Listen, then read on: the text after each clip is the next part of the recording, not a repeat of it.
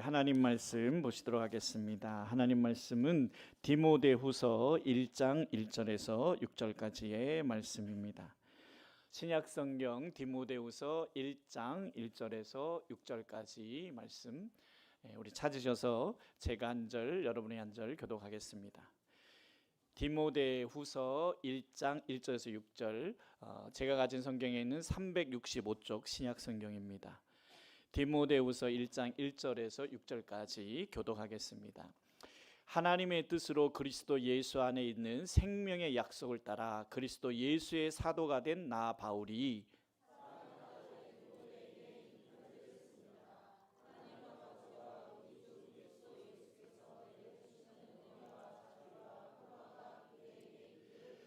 나는 밤낮으로 기도를 할 때에 끊임없이 그들을 기억하면서 하나님께 감사를 드립니다.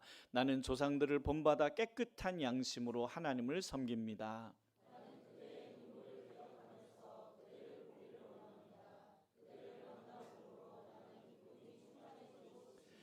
나는 그대 속에 있는 거짓 없는 믿음을 기억합니다. 그 믿음은 먼저 그대의 외할머니 로이스와 어머니 유니게 속에 깃들여 있었는데 그것이 그대 속에도 깃들여 있음을 나는 확신합니다.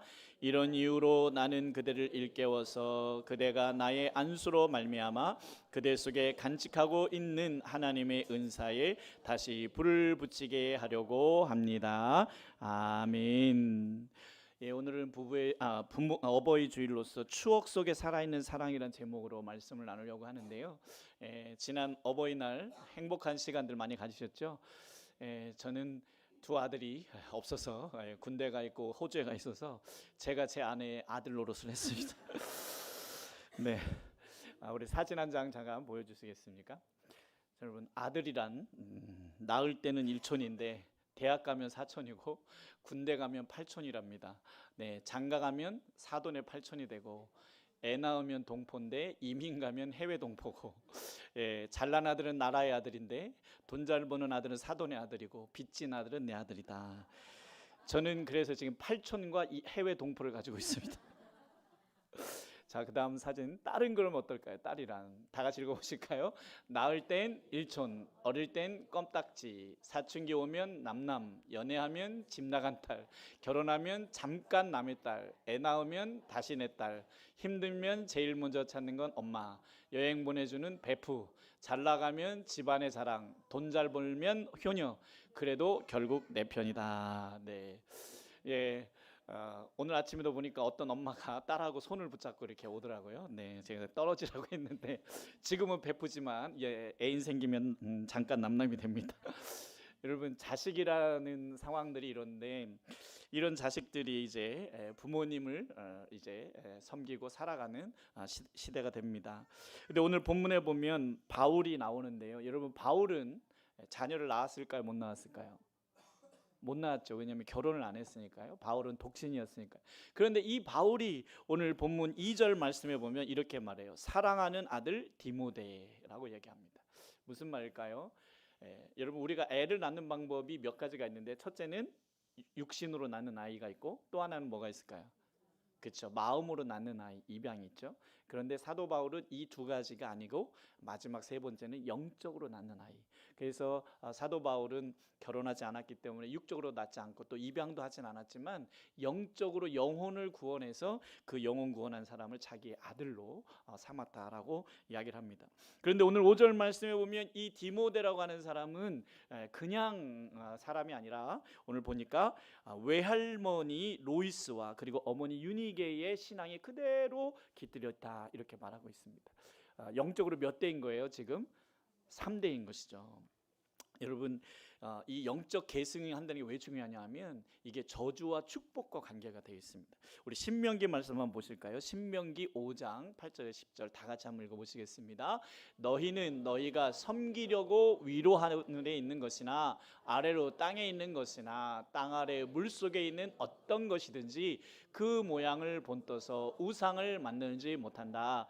너희는 그것들에게 절하거나 그것들을 섬기지 못한다. 나 주 너희의 하나님은 질투하는 하나님이다. 나를 미워하는 사람에게는 그 죗값으로 본인뿐만 아니라 3, 4대 자손에게까지 벌을 내린다.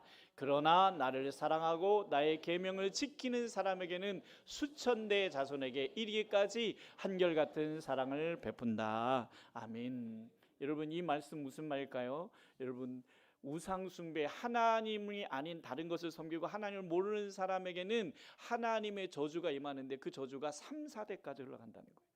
그 여러분, 영적으로 3, 4대가 되면 하나님의 축복이 그냥 흘러가는 걸 보게 되는데, 지금 이제 제 아들들이 영적 3, 4대가 되거든요. 저희 할머니부터 아버님, 저가 3대가 되고, 제 아들들, 우리 조카들 보면 뭐 크게 대박 나게 성공한 건 아니지만 하나님께서 주시는 축복이 흘러가는 게 보인단 말이에요. 여러분, 그래서 영적 3, 4대가 되는 것이 굉장히 중요한데, 그런데 아까도 말씀드렸는데, 그러면 나는 이제 처음 예수 믿는데 그러면 나는 어떻게 되냐? 영적인 것이 흘러가지만, 아까 10절 말씀 다시 한번 보여주시겠어요? 10절 전체 다시 한번 말씀 보여주시면 10절에 뭐라고 돼 있었냐면, 10절 다 같이 읽어보시겠습니다.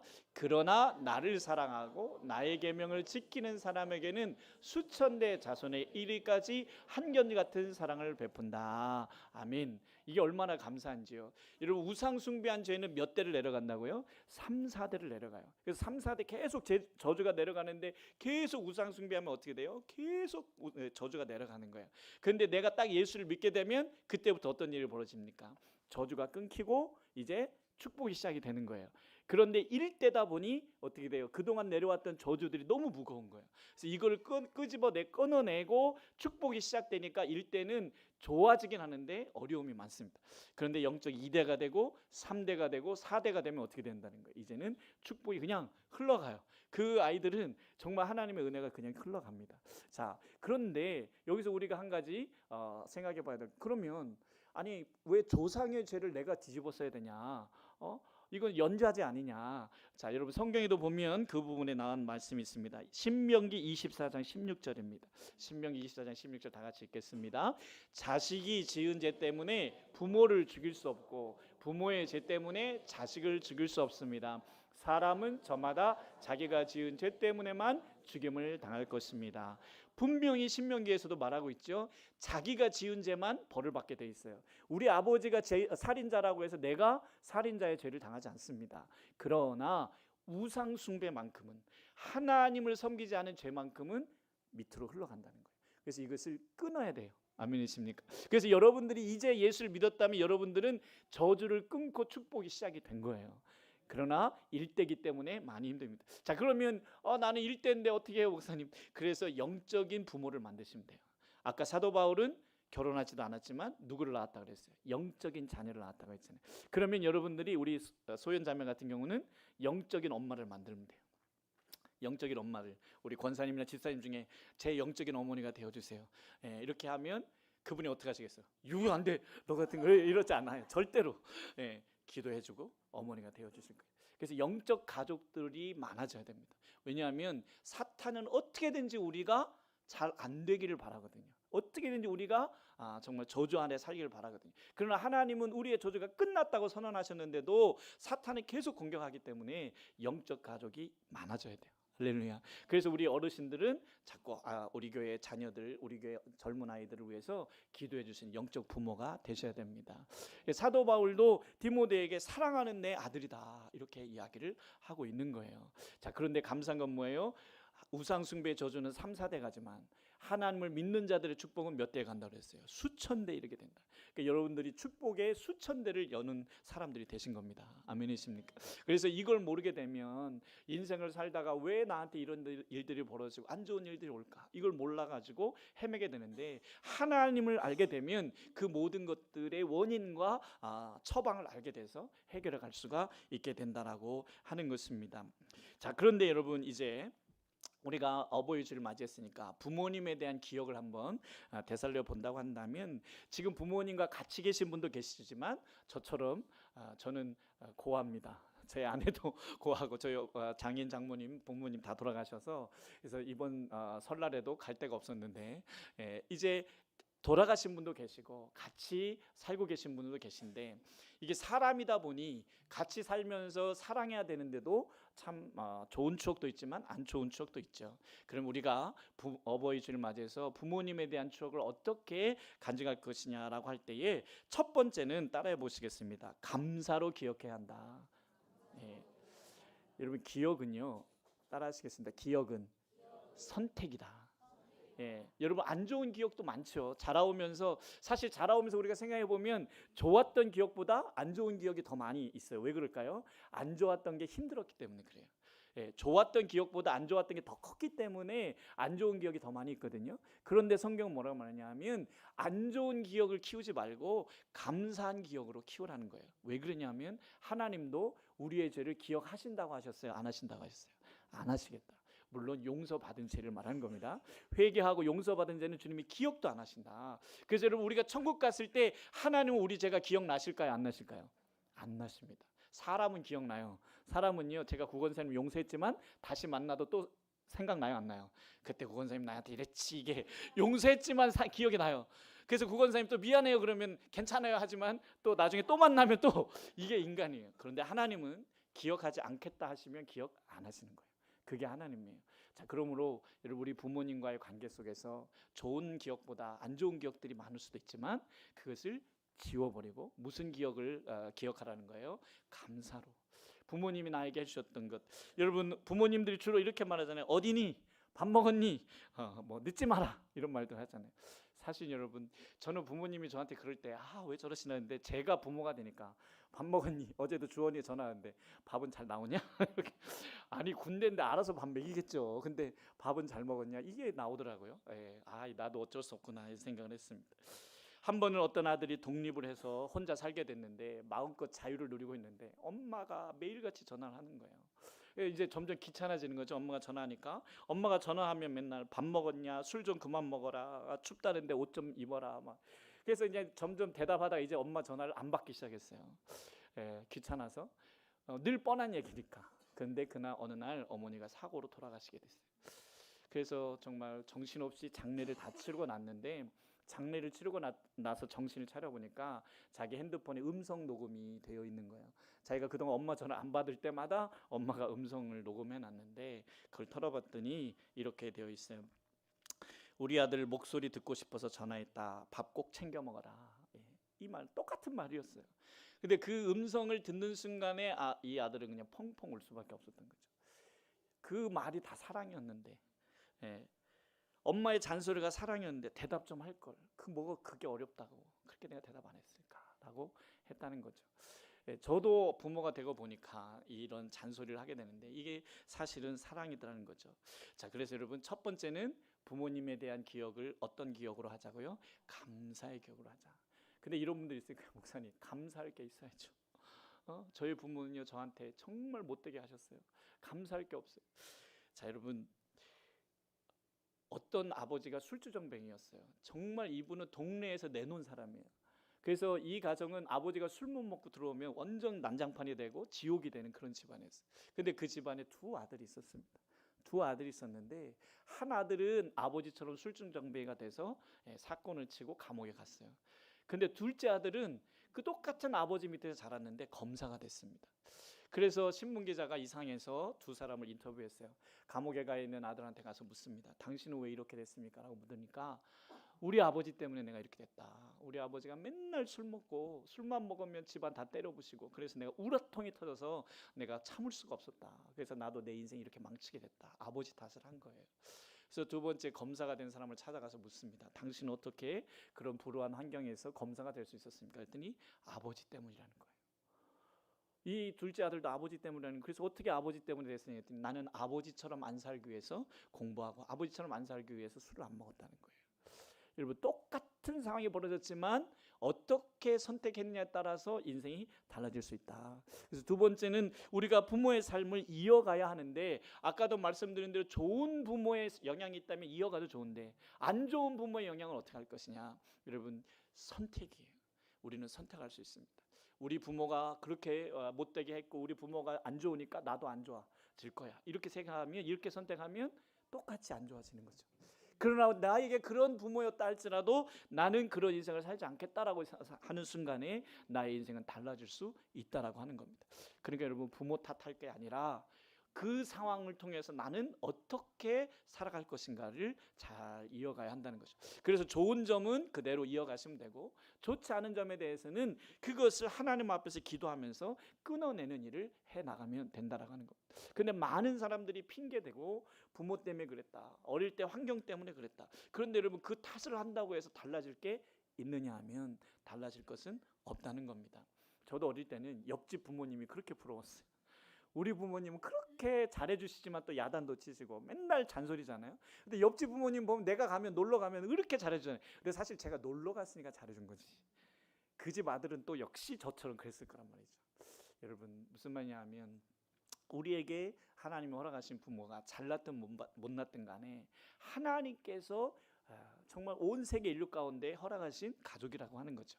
그렇다고 한다면 좋은 점은 우리가 좋은 것을 기억하고 따라가야 되지만, 안 좋은 것은 그것을 불평하고 원망하며 살아가다간 내 인생 오히려 더 안 좋아지는 것이니까 그것은 고치면 되고 내가 끊으면 되는 것이다 라고 하는 것입니다. 근데 신기한 건 뭐냐면, 외도를 많이 하는 이 조상이 있는 집은 또 외도가 계속되고, 술주정뱅이가 많은 또 가족은 또 계속해서 술주정뱅이들이 많고, 암으로 죽은 또 이 강력을 갖고 있는 사람들 또 암으로 다 죽는 가족이 많단 말이에요. 이게 뭐냐면 끊지를 못해서 그런 거예요. 우리 집에는 외도하는 사람들이 많았어, 그러니까 나도 외도하고야 말 거야, 이렇게 믿고 살면 안 된단 말이에요. 우리 집은 술로 망한 사람들이 많았어, 그러니까 나는 술로 망할 거야, 이렇게 살면 술로 망하는 거란 말이죠. 또 암으로 죽은 사람, 그래서 보험도 잘 안 들어주잖아요. 암으로 죽은 경력이 있는 병력이 있다면. 근데 아니에요, 여러분. 암도 끊어낼 수 있다는 거죠. 누가요? 하나님이 하시면 될 수 있다는.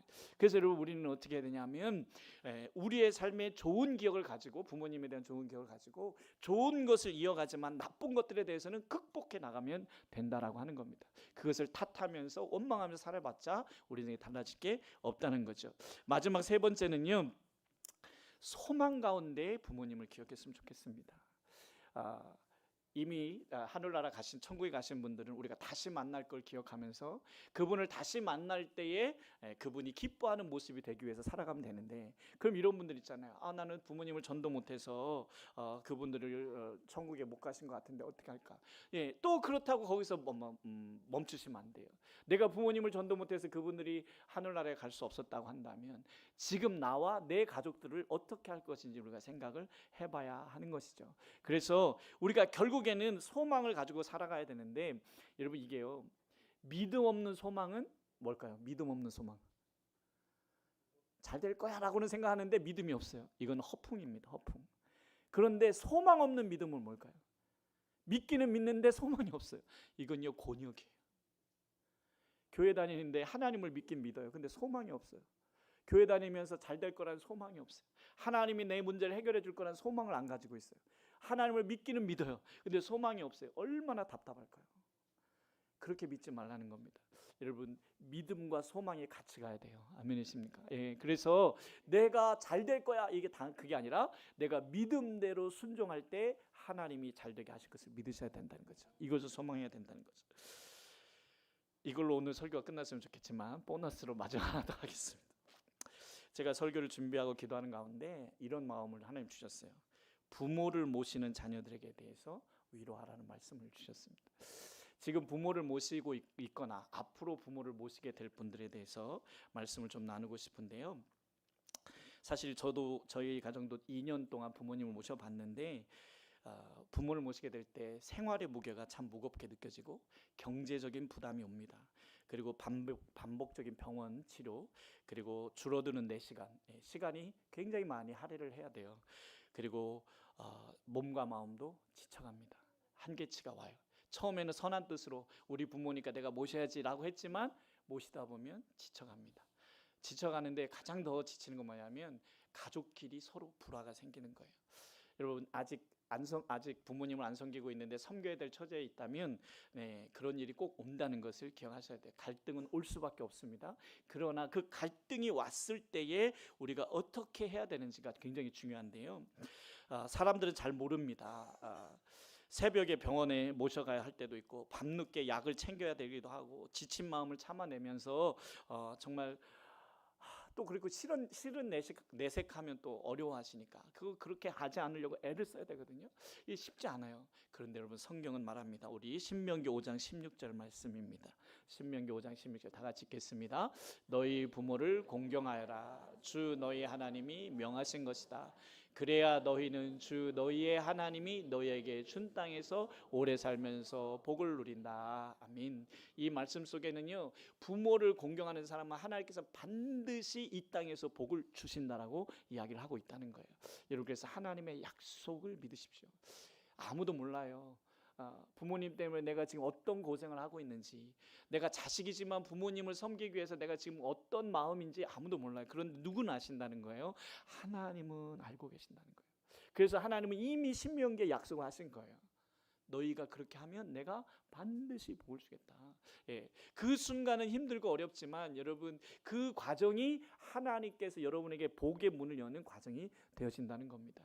그래서 힘들더라도 여러분 말씀을 기억하셔야 되고, 에베소서로 한번 또 가보겠습니다. 에베소서 6장 1절에서 3절입니다. 에베소서 6장 1절에서 3절.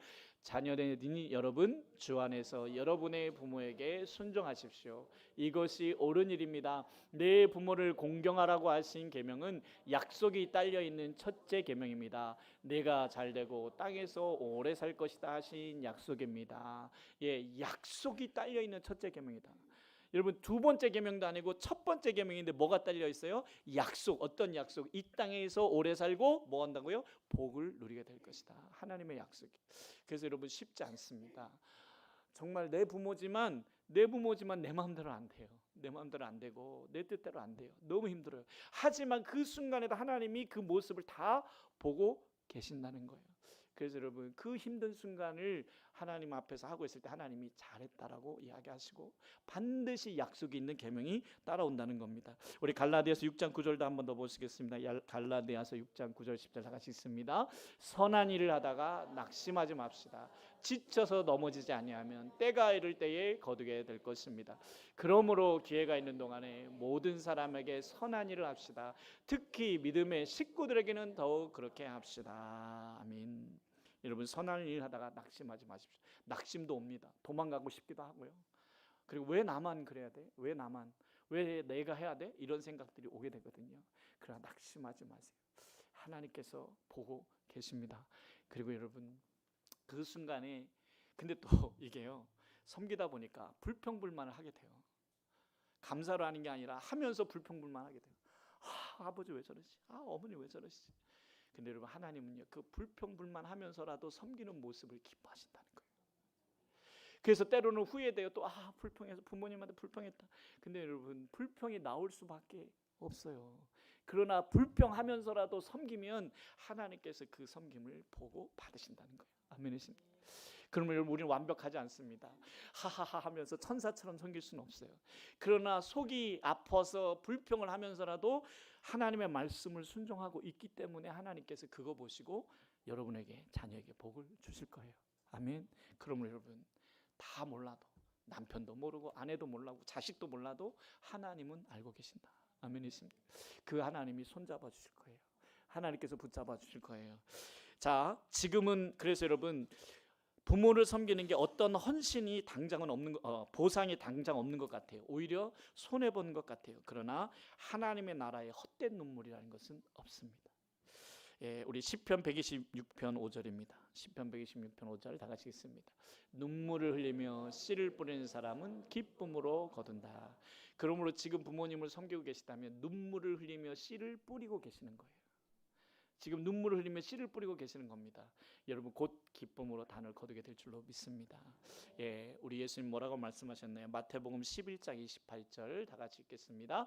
수고하며 무거운 짐을 진 사람은 모두 내게로 오너라. 내가 너희를 쉬게 하리라. 아멘.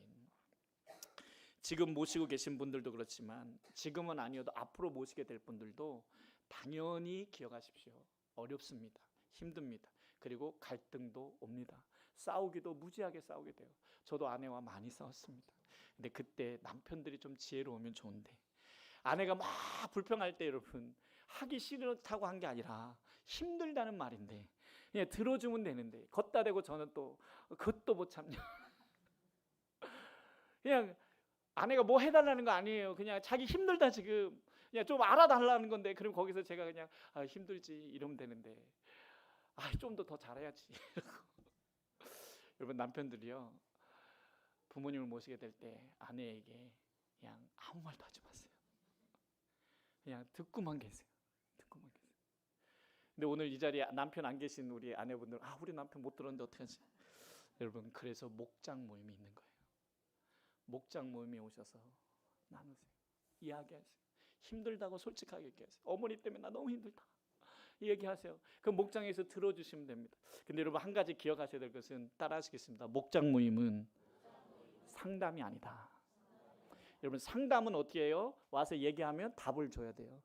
상담사들은 돈 받고 답을 주는 사람들이에요. 그러나 목장 모임은 답을 주는 데가 아니에요. 목장 모임은 들어만 주면 됩니다. 목장 모임 와서 얘기할 때 힘들겠다. 그래. 아이고 어떻게 이렇게만 해주면 끝이에요. 근데 거기다 답 달아주시면 안 돼요. 조금만 더 버텨. 돼. 여러분 답 따르는 순간 깨지는 거예요. 모든 게 깨지는 거예요. 그냥 와서 얘기하다 울다 가게 놔두시면 돼요. 할렐루야. 근데 제가 그걸 못했어요. 제가 제 아내한테 그걸 못했어요. 제 아내가 얘기할 때 그냥 들어주고 그냥 태우고 나가서 그냥 카페 한번 갔다 오면 되는데 그걸 못해가지고 더 잘할 수 있었는데 잘했거든요. 잘했는데 더 잘할 수도 있었는데 수습은 해야 되겠고. 자 여러분 부모님이 우리를 키우셨잖아요. 그런데 이제 말년이 되면 우리가 부모님을 키워야 돼요. 똑같아요. 애들하고 똑같아요. 아기 때 우리가 했던 모습 그대로 하십니다. 하지 말라는 거 꼭 하시고요. 똥오줌도 못 가리시게 돼요. 우리가 어릴 때 해주셨던 걸 우리가 해야 돼요. 근데 어려워요. 어린 거는 그냥 어떻게든 해보겠죠. 이 어르신들이라 더 어려워요. 그러나 하나님이 알고 계시다. 그때 가족들은 한 편이 되셔야 돼요. 한 편이 되셔야 돼요. 근데 가족끼리 거기서 깨지고 싸우면 어떻게 돼요? 풍지박산이 나는 거예요. 그런데 가족이 내 편이 아닐 때는 목장 모임에 와서 남편 용도 하시고 계속 쏟아보세요. 목장 식구들 듣기만 해주시면 돼요. 그리고 기도만 해주시면 돼요. 그러면 하나님께서 일하실 줄로 믿습니다. 지금 부모님을 모시고 계시다면 잘하고 계실 거예요. 목사님 저 못하고 있어요. 정말 선한 마음이 아니에요. 독한 마음으로 하고 있어요. 독한 마음이라도 순종하고 있는 거예요. 아멘이십니까? 하나님은 순종을 보시는 거지 잘했느냐 못했느냐를 보지 않아요. 그런데 나는 독한 마음으로 할 바에 안 하겠다 안 하는 건 불순종이라는 거죠. 그럼 여러분 하나님은 결코 여러분들의 순종을 그냥 넘어가지 않으세요. 여러분에게 복을 주시든가 자녀들에게 복을 주실 줄로 믿습니다. 그러므로 지금 나는 눈물로 뭐 하고 있다? 씨를 뿌리고 있다. 결국 거두게 될 줄로 믿습니다. 다만 그 기간이 길어질까 봐 걱정이긴 하지만 그러나 그것도 하나님이 알아서 다 하실 거예요. 할렐루야. 그래서 결론을 내려보겠습니다. 결론 띄워주시면 다 같이 읽겠습니다. 부모님을 감사로 기억하고 삶으로 이어가고 소망 가운데 기억하자. 부모님에 대해서 안 좋은 기억은 버려버리고 지워버리고 좋은 기억들, 감사한 기억들만 남기시고 그리고 삶으로 이어갈 때 좋은 영향력들을 이어가시고 나쁜 영향력은 어떻게 될까요? 끊어가셔야 돼요. 이어간다는 게 무조건 따르라는 말이 아니에요. 좋은 것들은 받아서 전수하되 나쁜 것들은 그렇게 하지 않으면 됩니다. 그리고 소망을 가지고 물론 부모님이 안 믿고 돌아가셨다면 그 소망은 둘 수 없겠지만 앞으로 우리 가족에 대한 소망을 들고 그렇게 하자는 거죠. 그리고 여러분 부모를 모시느라 다 같이 읽겠습니다. 시작. 부모를 모시느라 힘든 과정을 주님이 다 보고 계시고 약속대로 보상해 주신다는 것을 기억하라. 아멘. 지금 눈물로 씨를 뿌리고 있지만 하나님께서 그것이 정말 기쁨의 열매가 되게 하실 줄로 믿습니다. 악한 마음으로 하고 있다 할지라도 순종하시는 것이 잘하는 것이에요. 아멘. 이 시간 우리 다 같이 함께 기도하시겠습니다.